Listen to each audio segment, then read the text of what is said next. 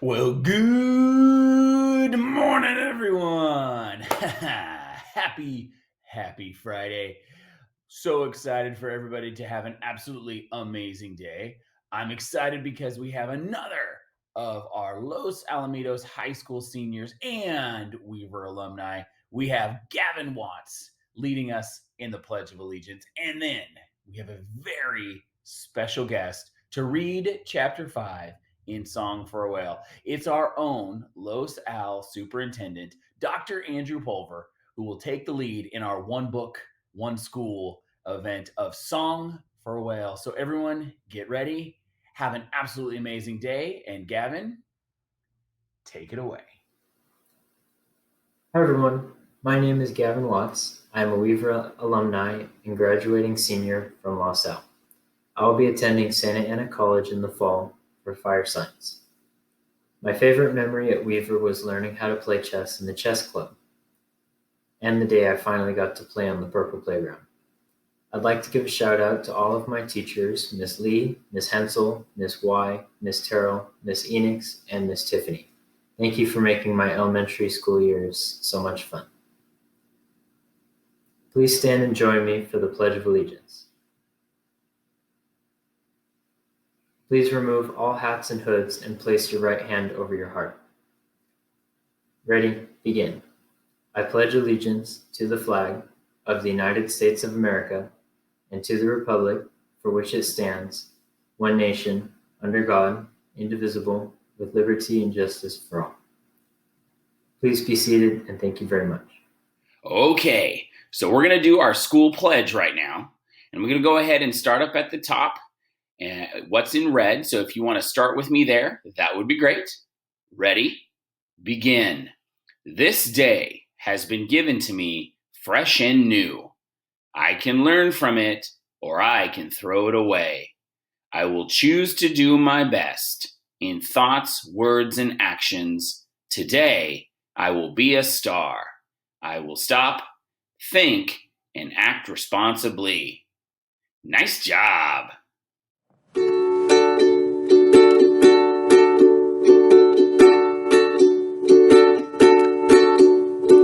Weaver whales, yeah, we're weaver whales. We're the smartest creatures in the sea.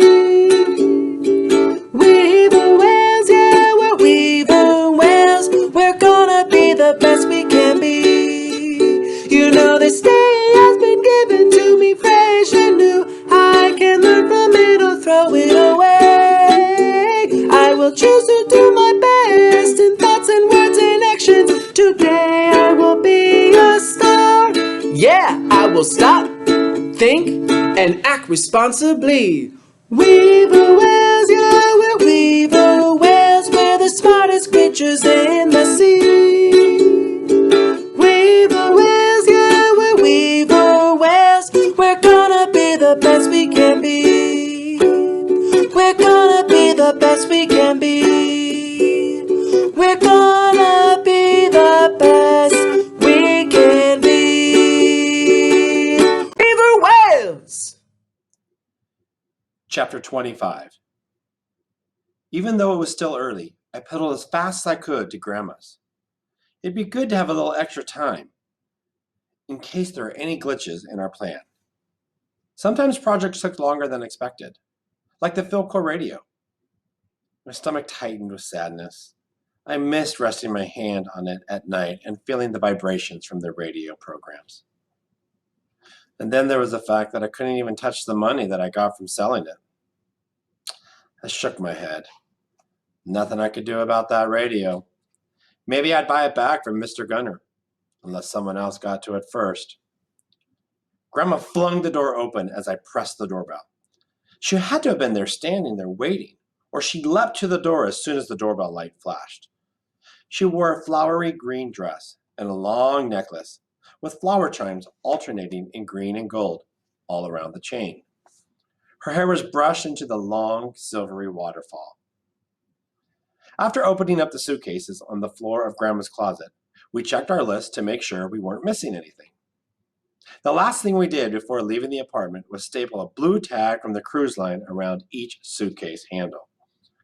Seeing our names printed next to the cabin number on those tags made all of our plans more real. We were doing this. Later that day, we'd be rolling those bags onto the cruise ship. When the elevator opened at the first floor of the building, we turned right towards the side exit, instead of left towards the front desk. The staff would have questions if they saw us heading out the front door with suitcases. We loaded the luggage into the car without anyone stopping to talk to us. Ready to go? Grandma asked after getting into the driver's seat. Let's go find a whale, I answered. Then I grabbed the armrest as the car peeled out of the parking lot and raced towards the freeway. Slow down, I signed with one hand so I could hang on with the other. Grandma didn't slow down, just changed lanes to fly past the other cars. Maybe this was a bad idea. She hadn't driven much lately and not on the freeway. If we get stopped by the police or wreck the car, we wouldn't even make it to the airport. Grandma laughed. I'm ready to start our adventure. Watch the road! I didn't sign anything after else, or I wouldn't give her a reason to take a hand off the wheel or her eyes off the freeway. We made it to the airport alive. I released my grip on the armrest and slumped back to catch my breath when Grandma eased into a parking space. After getting through the long security lines, we still had plenty of time to reach our gate. I wanted to take Grandma's hand and run onto the plane already, but we still had an hour before boarding. We stopped at a coffee shop where Grandma ordered a coffee, and I got a lemonade iced tea. A little more grown up than regular lemonade, but without the coffee taste. We shared a mammoth-sized blueberry muffin. It was so delicious. I wondered if airport food was really that good or if everything tasted better because of the trip we were about to take. As we chatted, I noticed Grandma's signing was faster, more excited than it had been lately. It matched the way she looked that day, as if the color was coming back to her signs again. She signed almost like she used to when Grandpa was around, and I wondered if she felt like he was here with us. I had to eat without glancing down at my food so I wouldn't miss anything. It didn't seem as if we'd been sitting at the coffee shop for long, but when I checked, I saw it was time to board. We were almost in the last row of the flight, since we'd bought the tickets so late. Grandma offered me the window seat, but I told her it was hers. I wanted her to enjoy the venture as much as possible. Without her, I wouldn't be here. Under the settings on my phone, I found where to disable the GPS. I asked Grandma for hers so I could do the same thing. I didn't want my parents to worry about me, but I didn't want them tracking us down either. Hold on! I'll send you our mom a message first. She handed me the phone after sending the text. What did you tell her? I asked after turning off the GPS. I told her not to worry, and that we'd be going farther than Surfside and we'll be gone a few days longer. We smiled at each other and held hands as the plane rolled down the runway and took off. This wasn't a game or a wish or a plan about a trip anymore. We were really going. Grandma was happier than I'd seen her for a long time. This trip would kill two birds with one stone, as Dad would say. I'd meet the whale and Grandma would be back to herself again. After landing in San Francisco, she picked up her luggage. We shuttled to the cruise terminal where the huge white ships sat in the water, waiting for passengers to board. I found ours and pointed it out to Grandma. The siren! The ship that would sail me to Blue 55. It was still too early to board, so we looked around for something to do.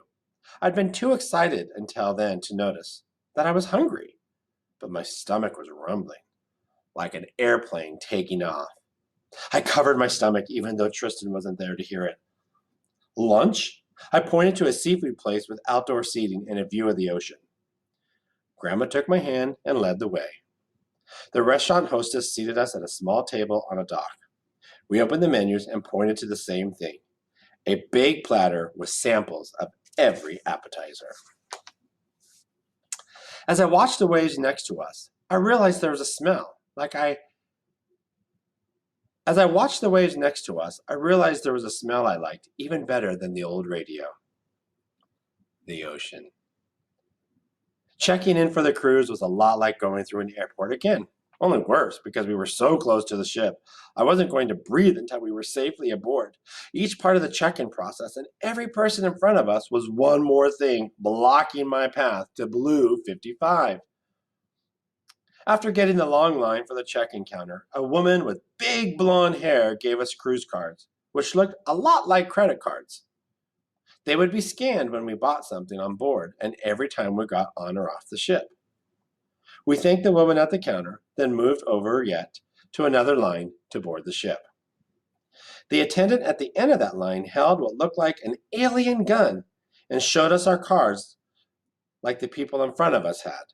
She waved the gun to scan the barcodes on our cards before handing them back to us. On our way to the metal ramp that led to the ship, a crew member stopped us for a picture. A sign on the wall in front of us read, "Bon voyage," next to the big picture of glaciers and blue water. Grandma put her arm around me, and we faced the camera with the Alaskan backdrop behind us. Finally, it was really happening. Even though I was a few days away from meeting 55, I felt like I'd already accomplished something. At the end of the metal ramp that led to the ship, I stopped. "All right," Grandma asked. I squeezed her hand and smiled. Until then, the trip had just been a plan. Once we boarded the ship, it would be real. We'd sail away from land and try to find a whale. Grandma stood next to me like she understood that I needed to make that moment last. I wondered if she'd like to put down a good book before returning to the last page, too. With one hand still holding Grandma's, I sighed. Ready.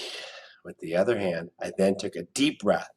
Together, we stepped from the metal ramp onto the plush carpet of the ship. We found our room on the 5th deck. A woman with dark brown skin, wearing black pants and a light blue shirt with gold buttons, smiled like it was the best news that we arrived. She shook our hands and said something to us. I guess she was introducing herself. Her golden name tag read Jojo. Cabin steward, Ghana. Grandma introduced us and let her know we were deaf.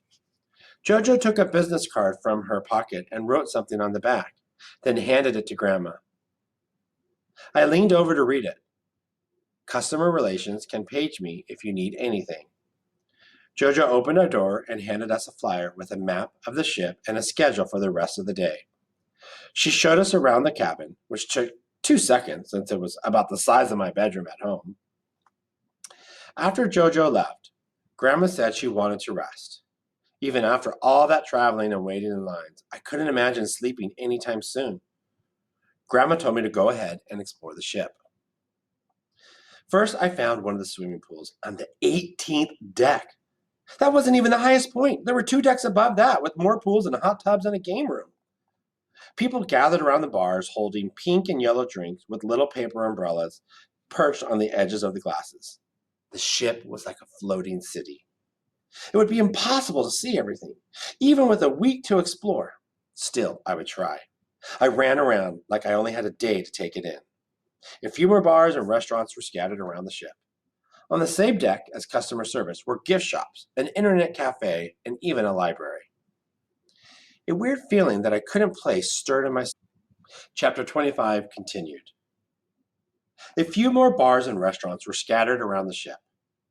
On the same deck as customer service, there were gift shops, an internet cafe, and even a library. A weird feeling that I couldn't place stirred in my stomach. I was restless, as if I was forgetting something. Maybe I'd been so busy working on my plan to meet 55 that there wasn't anything left to do. But wait. At the safety drill that afternoon, the crew herded everyone from our deck into one of the bars. They showed us how to put on life jackets and where the lifeboats were, so if the ship hit an iceberg, we wouldn't end up like the passengers on Titanic. Afterward, we stood on the deck, and we looked out at the water we'd be sailing across soon. The color wasn't the same as what I was used to. The water in the Gulf Coast always looked a little muddy. This was much bluer. Sea lions lounged on the wooden decks of the harbor. More people with their fruity umbrella drinks mingled around us. The railing vibrated against my hands, and I looked around to see what was making noise. People around us clapped. with their mouths open like they were laughing and jeering.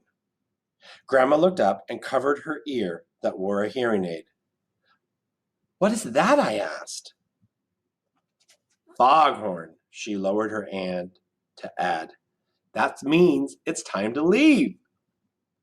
The ship lurched as it pulled away from the dock. If anyone back home figured out where to look for Grandma and me, well, they'd find that ship had sailed.